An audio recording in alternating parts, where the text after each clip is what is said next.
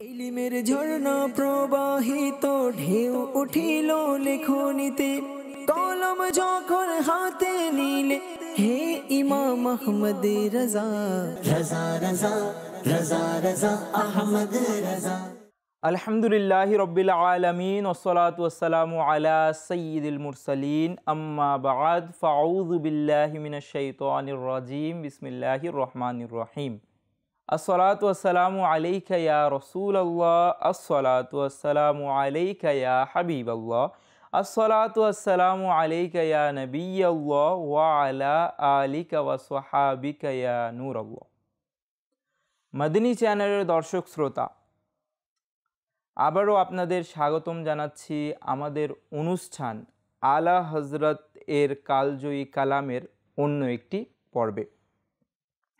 এই অনুষ্ঠানে আমরা আলা হজরত রহমতুল্লাহি তাআলা আলাইয়ের কাব্যের বিভিন্ন পংক্তি নিয়ে আলোচনা করি এবং এর হাদিস এবং কোরআনের সাথে সংশ্লিষ্টতা বর্ণনা করি, সেটা নিয়ে আলোচনা করি। তো আজও আলা হযরত রহমতুল্লাহি তাআলা আলাইয়ের কাব্যের একটি খুবই সুন্দর পংক্তি নিয়ে আলোচনা করব। এর পূর্বে আমরা দুরূদ শরীফের একটি ফজিলত শ্রবণ করি। এই ফজিলতটি সুনানে ইবনে মাজা, মেশকাত শরীফ, আরও অনেকগুলো কিতাবে বর্ণিত রয়েছে, অনেকগুলো হাদিস গ্রন্থে বর্ণিত রয়েছে এই ফজিলতটি। ফজিলতটি হচ্ছে ক্বালা রাসূলুল্লাহ সাল্লাল্লাহু তাআলা আলাইহি ওয়া আলিহি ওয়াসাল্লাম আনা আবিদ দারদা ক্বালা ক্বালা রাসূলুল্লাহ সাল্লাল্লাহু আলাইহি ওয়া আলিহি ওয়াসাল্লাম আকসিরুস সালাতা আলাইয়া ইয়াউমাল জুমুআতি ফাইন্নাহু মাশহুদুন তাশহাদুহুল মালাইকাতু। ক্বালা কুলতু ওয়া বা'দাল মাউত?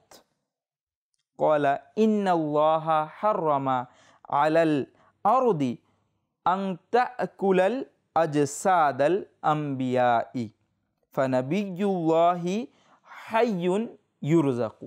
মদনী চ্যানেলের দর্শক শ্রোতা, খুবই সুন্দর হাদিস নবী করিম রউফুর রহিম রাসূলুল্লাহ সাল্লাল্লাহু তাআলা আলাইহি ওয়া আলিহি ওয়াসাল্লাম ইরশাদ করেছেন, তোমরা শুক্রবারে আমার উপর অর্থাৎ জুমার দিনে আমার উপর অধিক হারে দুরূদ শরীফ পাঠ করো, কেননা ফেরেশতারা আমার কাছে ইহা পেশ করেন। বর্ণনাকারী বলেন, আমি জিজ্ঞেস করলাম, ইয়া রাসূলুল্লাহ সাল্লাল্লাহু তাআলা আলাইহি ওয়া আলিহি ওয়াসাল্লাম, আপনার ইন্তেকালের পরেও? অর্থাৎ তিনি জানতে চেয়েছিলেন যে আপনার জাহিরি জীবদ্দশায় তো তারা এটা পেশ করে থাকে, তো আপনার ইন্তেকালের পরেও কি তারা এটা পেশ করে থাকবে? তো প্রিয় নবী রাসূল আরবি সাল্লাল্লাহু তাআলা আলাইহি ওয়া আলিহি ওয়াসাল্লাম বলেন, নিশ্চয়ই আল্লাহ তাআলা নবীদের ভক্ষণ করা জমিনের জন্য হারাম করে দিয়েছেন। পরবর্তী সেন্টেন্সটি মনোযোগ দিয়ে শুনবেন। নবী করিম রউফুর রহিম সাল্লাল্লাহু তাআলা আলাইহি ওয়া আলিহি ওয়াসাল্লাম নবীদের ব্যাপারে বলছেন, ক্বালা ফানাবিয়্যুল্লাহি হাইয়ুন ইউরযাকু। কেননা নবীগণ যারা রয়েছেন তারা হচ্ছে জীবিত। ফানাবিয়্যুল্লাহি হাইয়ুন ইউরযাকু, কেননা আল্লাহর নবী জীবিত, তাদেরকে রিজিক দেয়া হয়। মদনী চ্যানেলের দর্শক শ্রোতা, তো আমরা এই দুরূদ শরীফের ফজিলতের মাধ্যমে জানতে পারলাম যে আমাদের দুরূদ শরীফ নবী করিম সাল্লাল্লাহু তাআলা আলাইহি ওয়া আলিহি ওয়াসাল্লামের দরবারে পেশ করা হয়ে থাকে। সুতরাং আমরা নবী করিম সাল্লাল্লাহু তাআলা আলাইহি ওয়া আলিহি ওয়াসাল্লামের ভালোবাসায় এবং যেহেতু আমাদের দুরূদ শরীফ নবী করিম সাল্লাল্লাহু তাআলা আলাইহি ওয়া আলিহি ওয়াসাল্লামের দরবারে পৌঁছে এই সৌভাগ্য অর্জন করার লক্ষ্যে বেশি বেশি দুরূদ শরীফ পাঠ করব। সাল্লু আলাল হাবিব সাল্লাল্লাহু তাআলা আলা মুহাম্মদ সাল্লাল্লাহু আলাইহি ওয়া আলিহি ওয়াসাল্লাম। মদনী চ্যানেলের দর্শক শ্রোতা, যেভাবে আমরা এই অনুষ্ঠানের পূর্বের পর্বটি থেকে জেনেছিলাম একটি হাদিস শরীফ, যার মধ্যে বলা হয়েছিল যে নবী করিম সাল্লাল্লাহু তাআলা আলাইহি ওয়া আলিহি ওয়াসাল্লামের দরবারে আল্লাহ তাআলা একজন ফেরেশতা নিযুক্ত করে দিয়েছেন। নবী করিম সাল্লাল্লাহু আলাইহি ওয়াসাল্লামের দরবারে পেশ করে এবং বলে যে অমুকের ছেলে অমুক আপনার উপর দুরূদ শরীফ পাঠ করেছে।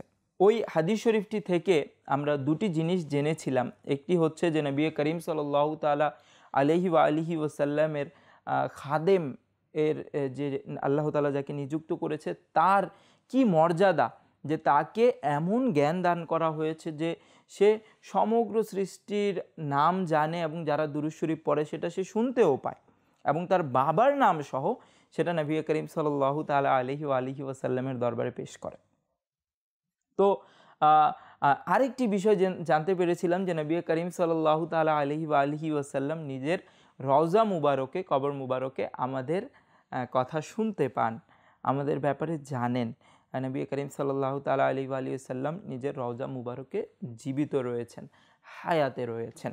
তো এই হাদিস শরীফটি দ্বারাও আমরা সুস্পষ্টভাবে জানতে পারলাম, আমাদের জন্য এই হাদিস শরীফটি এটা সাব্যস্ত করে যে ফানাবিয়ুল্লাহি হাইয়ুন ইউরজাকু, আল্লাহর নবী জীবিত এবং তাদেরকে রিজিক দেয়া হয়, ইউরজুকু তাদেরকে রিজিক দেয়া হয়, আল্লাহ তাআলার পক্ষ থেকে তাদেরকে রিজিক দেয়া হয়।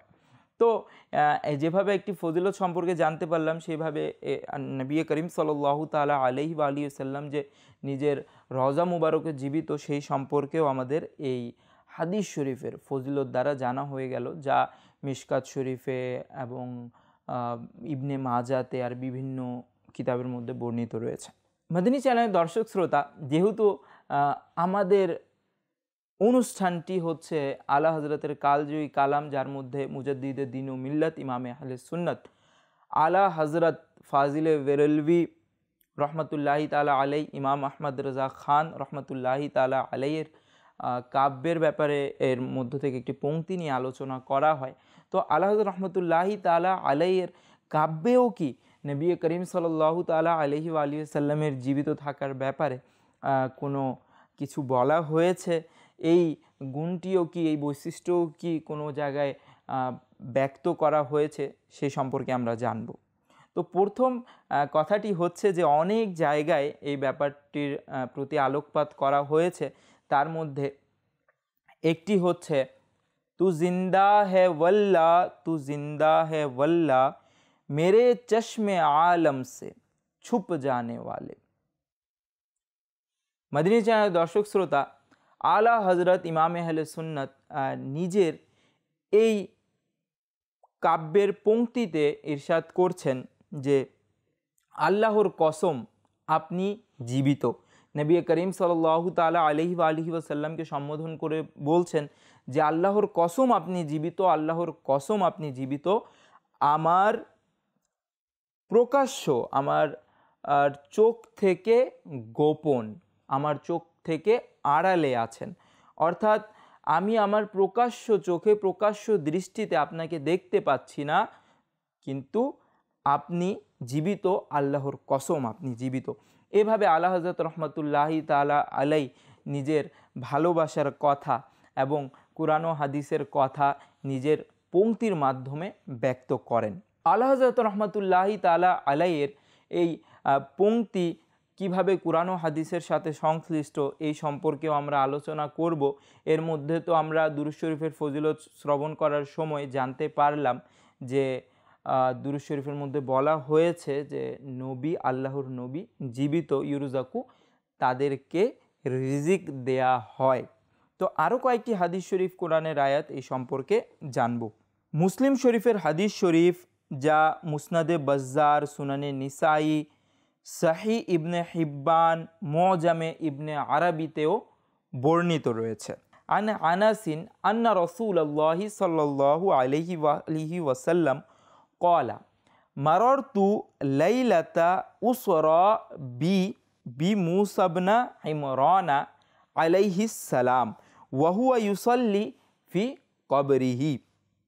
নবী করিম রউফুর রহিম সাল্লাল্লাহু তাআলা আলাইহি ওয়া আলিহি ওয়াসাল্লাম এই মুসলিম শরীফ সহ বিভিন্ন কিতাবের এই হাদিস শরীফটিতে ইরশাদ করছেন, যা আনাস রাদিয়াল্লাহু তাআলা আনহু হতে বর্ণিত। নবী করিম রউফুর রহিম রাসূলুল্লাহ সাল্লাল্লাহু তাআলা আলাইহি ওয়া আলিহি ওয়াসাল্লাম ইরশাদ করছেন, মেরাজ রজনীতে, যে রজনীতে আমাকে সফর করানো হয়, আমি মূসা আলাইহিস সালামের কবর মুবারকের পাশ দিয়ে যখন সফর করি, মুসা আলাইহিস সালাম এই অবস্থায় ছিলেন যে তিনি নিজের কবর মুবারকে নামাজ আদায় করছিলেন। তো মদিনী চ্যানেলের দর্শক শ্রোতা, এটা এই হাদিস শরীফটি দিয়েও প্রতীয়মান হয় যে নবীগণ নিজেদের কবরে জীবিত রয়েছেন। এরকম আরেকটি হাদিস শরীফ যা মুসনাদে বাজ্জার, মুসনাদে আবি ইয়ালা আর বিভিন্ন অনেক হাদিসের বড় বড় গ্রন্থে বর্ণিত রয়েছে। আনাসিন কলা কলা রাসূলুল্লাহ সাল্লাল্লাহু আলাইহি সাল্লাম আল আম্বিয়াউ আহইয়াউন ইউসাল্লুনা ফি কুবুরিহিম। আনাস রাদিয়াল্লাহু তাআলা আনহু হতে বর্ণিত, তিনি বলেন রাসূলুল্লাহ সাল্লাল্লাহু আলাইহি ওয়া আলিহি ওয়াসাল্লাম ইরশাদ করেছেন, নবীগণ জীবিত নিজেদের কবরে নামাজ আদায় করেন। মাদিনী চ্যানেলের দর্শক শ্রোতা, এটাও জানতে পারলাম যে নবীগণ জীবিত এবং শুধু জীবিতই নন, বরং তারা নিজেদের কবরে নামাজও আদায় করেন। তো এটা দ্বারা বোঝা গেল যে আলহামদুলিল্লাহ আলা হযরত রহমতুল্লাহি তাআলা আলাইয়ের যে পংক্তি রয়েছে, কাব্যগ্রন্থের যে পংক্তি রয়েছে, তা এই হাদিস শরীফের সাথে সংশ্লিষ্ট। এখন কথা হচ্ছে, এটা তো যে অন্যান্য নবীগণ রয়েছেন, আম্বিয়ায়ে কেরাম আলাইহিমুস সালাম রয়েছে, তাদের শান। আর যদি তাদের শান এমন হয়, তাহলে আমাদের প্রিয় হাবিব রসুল আরবি সাল্লাল্লাহু তাআলা আলাইহি ওয়া আলিহি ওয়াসাল্লামের শান কেমন হবে? আর শুধু নবীগণ কেন, প্রিয় মদিনী চ্যানেলের দর্শক শ্রোতা, আল্লাহ তাআলা যারা শহীদ হয়েছে তাদেরকেও এই মর্যাদা দান করেছেন। সূরা বাকারা আয়াত নং 154-এ আল্লাহ তাআলা ইরশাদ করেন, মদিনী চ্যানেলের দর্শক শ্রোতা, আল্লাহ তাআলা এই আয়াতের মধ্যে ইরশাদ করেছেন, এবং তোমরা তাদেরকে মৃত বলিও না যারা আল্লাহ তাআলার রাস্তায়, আল্লাহ তাআলার পথে যাদেরকে শহীদ করা হয়েছে, হত্যা করা হয়েছে, বরং জীবিত, কিন্তু তোমরা জানো না। মদিনী চ্যানেলের দর্শক শ্রোতা, এই আয়াত দিয়েও প্রতীয়মান হয় যে শহীদগণ জীবিত। শহীদগণ তো সাধারণ সাহাবীদের ব্যাপারে বলা হয়েছে। সাধারণ বলতে আমি বুঝাচ্ছি নবীগণদের তুলনায় সাধারণ মানুষের তুলনায় তো উনাদের শান, উনাদের মর্যাদা আমাদের চিন্তার বহির্ভূত। কিন্তু নবীদের তুলনায়, যেহেতু নবীরা সাহাবায়ে কেরামদের থেকেও উত্তম, আর সেই নবীগণের মধ্যে আমাদের প্রিয় নবী রসুল আরবি সাল্লাল্লাহু তাআলা আলাইহি ওয়া আলিহি ওয়াসাল্লাম তো সমগ্র সৃষ্টির মধ্যে উত্তম। যদি সাহাবায়ে কেরাম শহীদগণদের যদি এই শান হয়, নবীগণের শান কেমন হবে? আর নবীগণের শান তো শুনলাম, আর যদি নবীগণদের এমন শান হয়, তো আমাদের প্রিয় হাবিব রসুল আরবি সাল্লাল্লাহু তাআলা আলাইহি ওয়া আলিহি ওয়াসাল্লামের মর্যাদা কেমন হবে? তাই তো আলা হযরত রহমতুল্লাহি তাআলা আলাইহি বলেন, तू जिंदा है वल्ला, तू जिंदा है वल्ला, मेरे चश्मे आलम से छुप जाने वाले।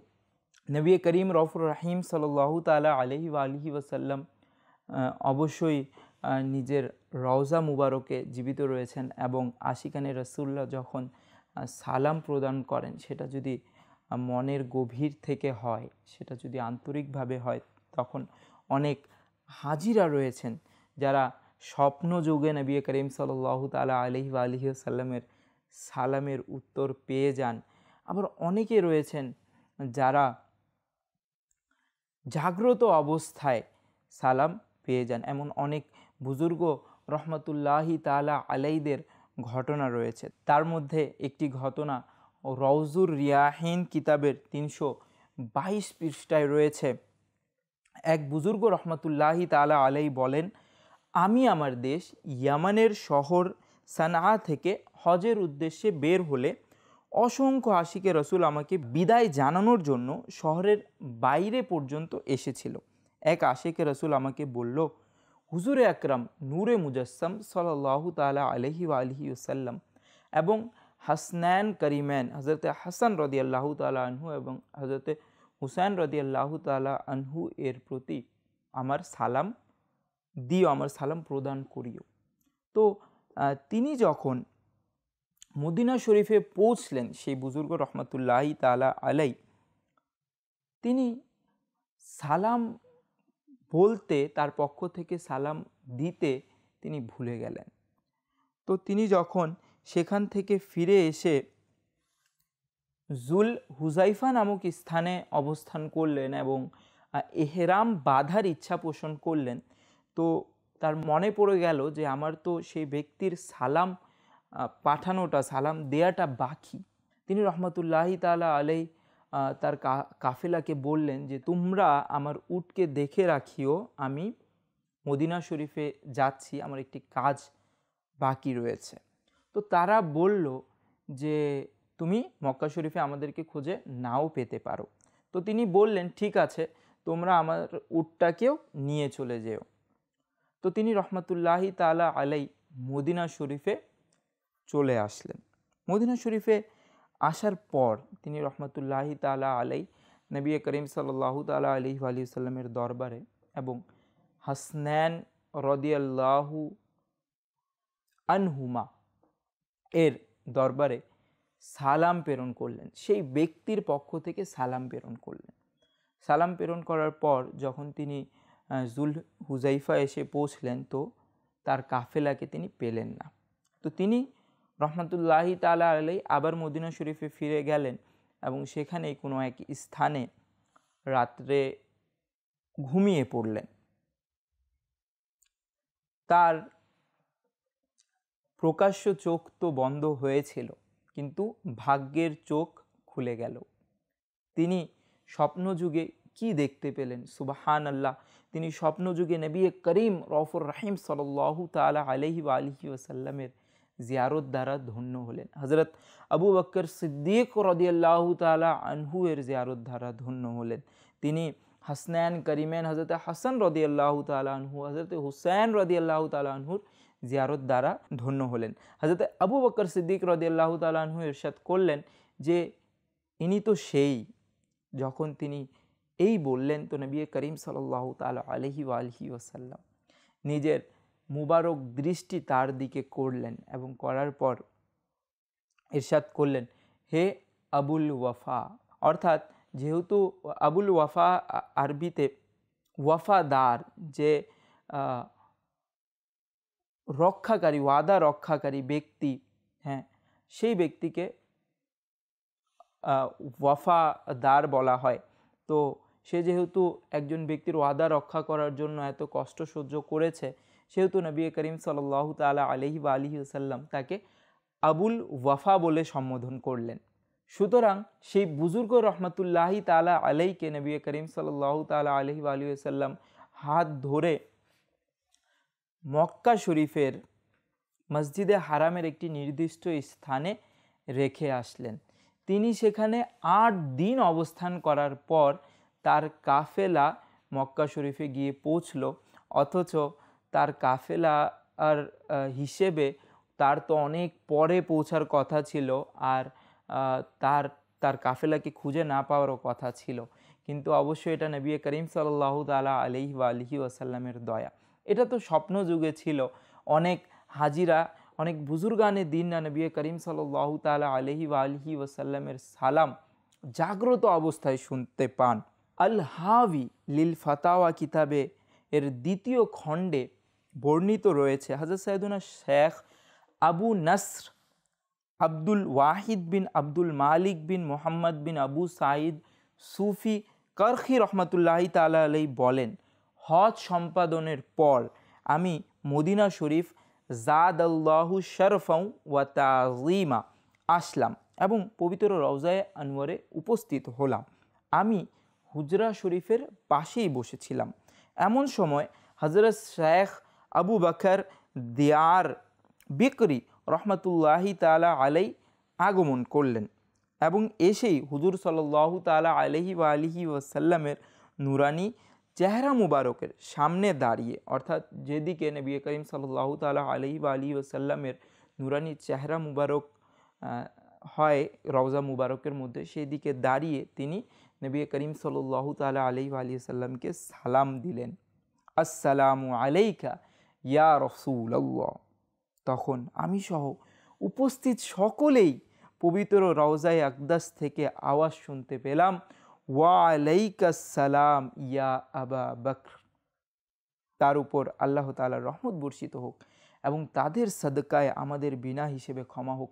মদিনী চ্যানেলের দর্শক শ্রোতা, আমাদেরও উচিত যেন আমরা নবী করিম সাল্লাল্লাহু তাআলা আলাইহি ওয়াসাল্লামের দরবারে উপস্থিত হই, নিজের ভারাক্রান্ত হৃদয় নিয়ে নিজের কষ্ট দুঃখ সেখানে আরজ করি। আল্লাহ তাআলা চাইলে আমাদের সকল সমস্যা দূর হয়ে যাবে। আর আল্লাহ তাআলার বিশেষ দয়া হলে নবী করিম সাল্লাল্লাহু তাআলা আলাইহি ওয়াসাল্লামের কৃপার দৃষ্টি পড়লে আমরাও নবী করিম সাল্লাল্লাহু তাআলা আলাইহি ওয়াসাল্লামের জিয়ারত দ্বারা ধন্য হতে পারবো।